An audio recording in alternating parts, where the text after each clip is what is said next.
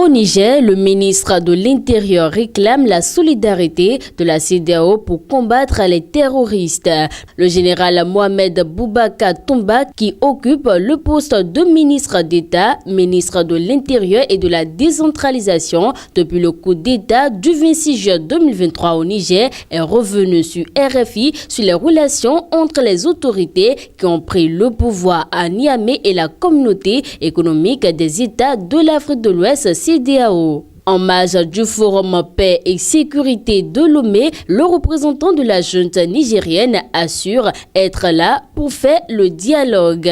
Le Forum Paix et Sécurité de Lomé a pris fin ce dimanche 22 octobre 2023. La rencontre, qui a regroupé plus de 300 participants, s'est achevée sur la déclaration de Lomé sur les transitions politiques issues des coups d'État sur le continent. Il ne s'agit pas d'approuver les putschs, mais de créer les conditions pour les éviter et aider les juntes à sortir de l'état d'exception. Boubacar Toumba s'est exprimé sur les sanctions de la communauté économique des États de l'Afrique de l'Ouest et l'état des relations entre son pays, où un coup d'état militaire a renversé le président élu Mohamed Bazoum le 26 juin 2023 et l'organisation sous-régionale. Les sanctions sont très dures, estime le général Mohamed Boubacar Toumba. Les premières heures, c'est la fermeture de la frontière dès le 27 juin 2023 avec beaucoup de frais qui devraient venir des dépôts qui n'ont pas pu avoir accès au Niger jusqu'à ce jour.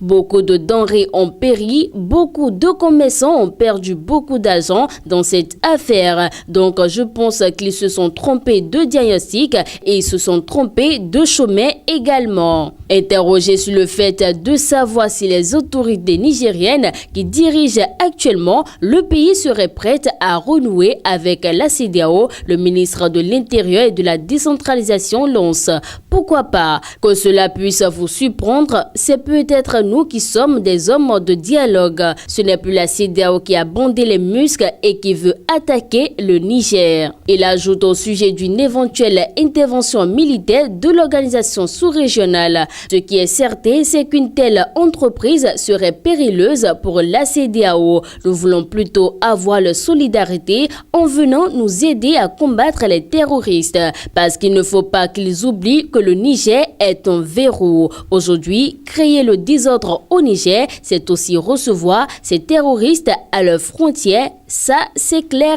et net.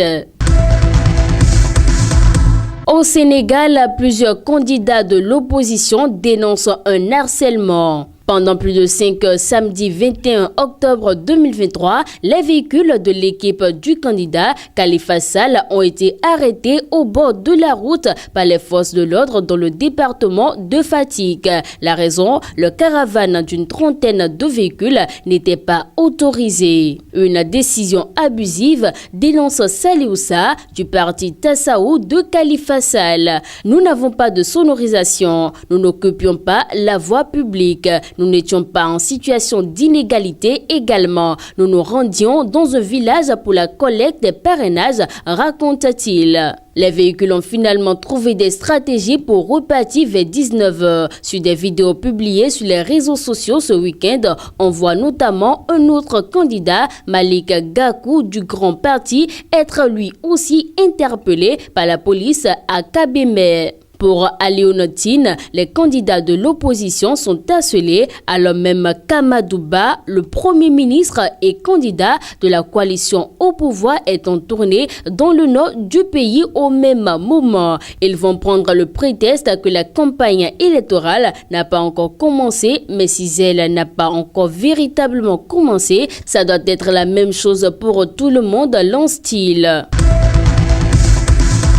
Au Gabon, pour terminer, des élèves font les frais pour avoir mal chanté l'hymne national du pays. Ceux-ci ont été traduits en consigne de discipline pour avoir parodié l'hymne national lors d'une cérémonie de descente du drapeau national le 13 octobre dernier. Selon les informations, les faits ont suscité d'indignation suite à une vidéo publiée sur les réseaux sociaux. Dans cette vidéo, on aperçoit des élèves qui chantent mal l'hymne national nationale. D'autres pouffaient de rire. Malheureusement, les auteurs ont été identifiés et traduits en conseil de discipline en présence de leurs géniteurs. Il s'agit au total de 8 élèves du même lycée. 2 élèves ont écopé d'une exclusion définitive.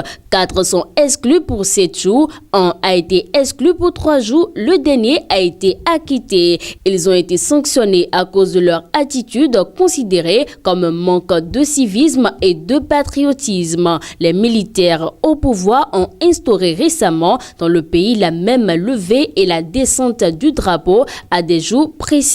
Il compte raviver la flamme du patriotisme chez les populations.